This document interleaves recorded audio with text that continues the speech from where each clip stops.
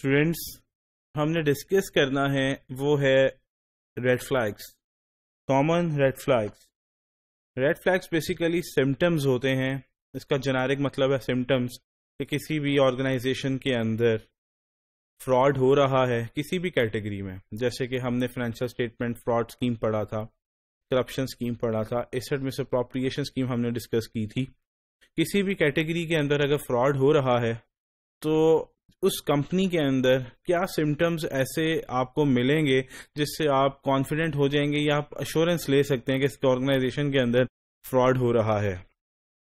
اس کو سمپل ہم یہ کہہ سکتے ہیں کہ جیسے آپ کو اگر گلا خراب ہو رہا ہوتا ہے تو اس کے سمٹمز کیا ہوتے ہیں؟ پہلے آپ کو فلو لگتا ہے، چھینکیں آ رہی ہوتی ہیں، تو پھر آپ کا بخار ہوتا ہے، پھر اس کے بعد گلا خراب ہو جاتا ہے۔ اسی طرح یہ سمٹمز ہیں۔ ابھی جو ہمارا یہ ٹاپک ہے وہ ہے کامن۔ ابھی ہم بہت زیادہ اسپیسیفکلی نہیں ڈسکس کر رہے، ابھی ہم کامن ریڈ فلیگس پڑھ رہے ہیں۔ سب سے پہلے اگر ہم کیٹیگری دیکھیں تو ہے فائنینشیل اسٹیٹمنٹ فراڈ کے ریڈ فلیگس کیا ہو سکتے ہیں۔ جس کمپنی کے اندر یہ فراڈ اس طرح کا ہو رہا ہوگا، فائنینشیل اسٹیٹمنٹس کے ساتھ پلے کیا جا رہا ہوگا، فائنینشیل اسٹیٹمنٹس کو اوور اسٹیٹمنٹ یا مس اسٹیٹمنٹ کی جا رہی ہوگی، تو اس کا پہلا سمٹم ہے اکاؤنٹنگ انوملیز۔ مطلب جو اکاؤنٹنگ ٹریٹمنٹس ہیں اس میں مسئلہ مسائل ہوں گے۔ اس کی چھوٹی سی اگزامپل، اگر آپ کو ایک کانٹریکٹ ملا ہے 3 سال کا اور ریونیو جو ہے وہ آپ کو ہر سال بائیفرکیٹ ہو کے ملنا ہے، تو آپ نے کیا کیا؟ آپ نے 3 سال کا ریونیو 1 سال میں بک کر لیا، تو obviously یہ اکاؤنٹنگ ٹریٹمنٹ غلط ہے۔ یہ آپ کو ایک سمٹمز ملیں گے۔ ریپڈ گروتھ، آپ چیک کریں گے آپ کو نظر آئے گا کہ پچھلے سال کمپنی لاس میں تھی، اس سال اچانک پروفٹ میں بھی آ گئی اور سگنیفیکنٹ پروفٹس میں آ گئی، تو یہ ایک سمٹم ہے کہ شاید ہو سکتا ہے انہوں نے فائنینشیل اسٹیٹمنٹس کے ساتھ کچھ ٹریٹمنٹ جو ہے وہ غلط کیا ہے۔ ہاں، یہ مطلب ایکچوئل بھی ہو سکتا ہے کہ کمپنی ایسے گرو کر بھی جاتی ہیں، لیکن موسٹ میجر کیسز کے اندر یہ ایک سمٹم ہوگا۔ انیوژل پروفٹس، وہی بات کہ پچھلے سال لاسز میں اس سال پروفٹس میں چلے گئے، کس طرح سے چلے گئے؟ ہو سکتا ہے ریئل ریزن بھی ہو، لیکن سمٹم یہ ایک آپ کو نظر آ سکتا ہے۔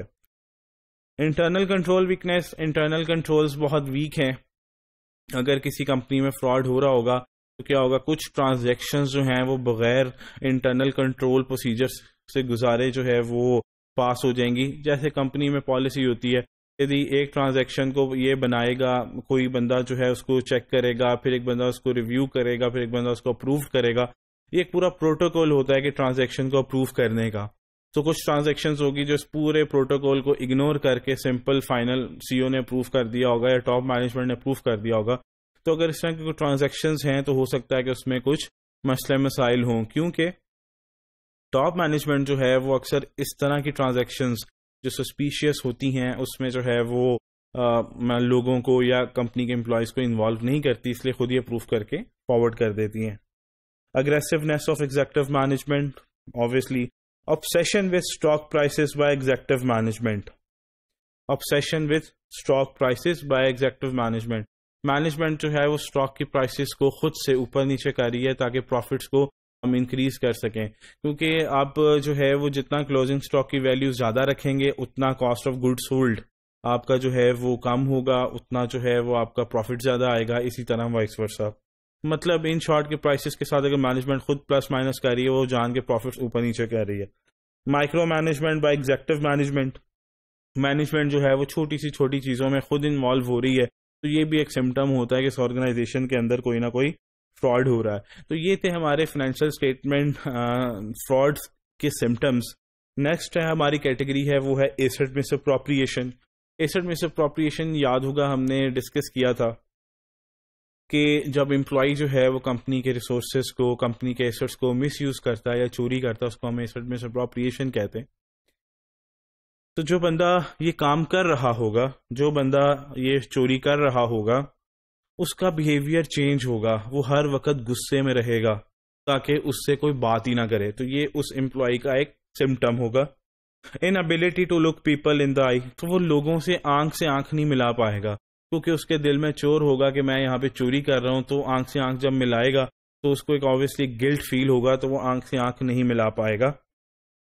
تھرڈ پوائنٹ ہے انکریزڈ اریٹیبلٹی، اس کو آپ ذرا سا تنگ کریں گے تو وہ بہت زیادہ مطلب اگریسو ہو جائے گا، مطلب اس سے کوئی بھی چیز برداشت نہیں ہوگی، اس کے اندر صبر ختم ہو جائے گا، تو یہ ایک سمٹم ہوتا.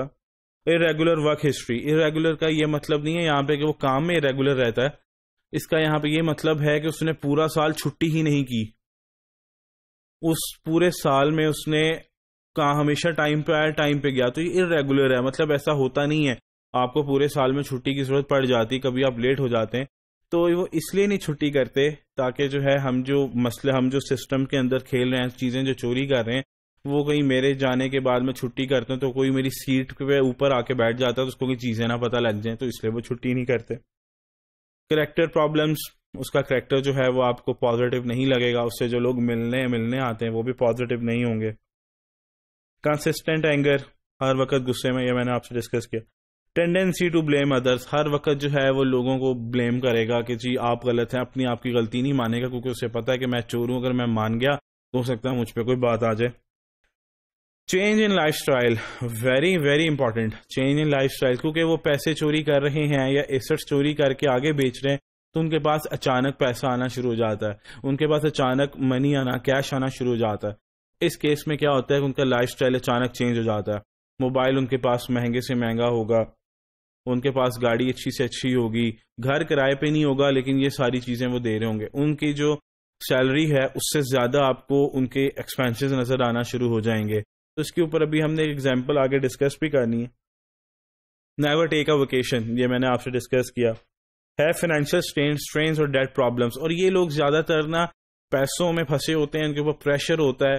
تو یہ ہم نے فراڈ ٹرائنگل بھی پڑھا تھا، اس میں بھی ڈسکس کیا تھا کہ جب ان کے اوپر پریشر ہوتا ہے گھر کی ضروریات پوری کرنے کا یا اپنا اسٹیٹس اوپر کرنے کا، تو وہ پھر چوری کرتے ہیں.